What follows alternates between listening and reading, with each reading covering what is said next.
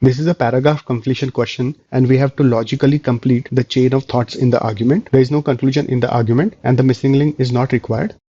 Our broad expectation from the correct answer choice is that it should provide a reason for the tomato plant to be immune to this particular fungi. Let's look at the answer choices. Answer choice A. This answer choice states that strawberry and tomato are not the only types of crops that are exposed to this infection. However, this answer choice makes no suggestion regarding why tomato crops are immune to this fungi.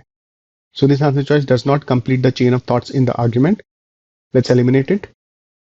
Answer choice B.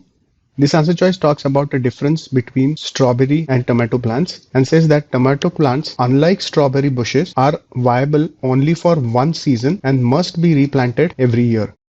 If this is so, it indicates the possibility that actually have this infection, but because these plants are replanted every year, that means replaced every year, this infection does not get carried forward.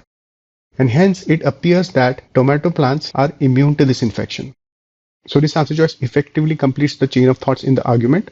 A good answer choice. Let's keep this on hold. Answer choice C. This answer choice talks about resistance to fungi and how the same can be acquired.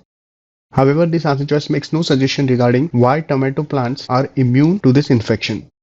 So this answer choice simply adds information but does not complete the chain of thoughts in the argument. So let's eliminate this answer choice. Answer choice D. This answer choice says that contamination can occur even in crops that have not been grown using this type of mineral solution.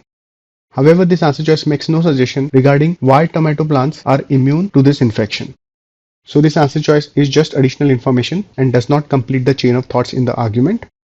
So let's eliminate this answer choice. Answer choice E.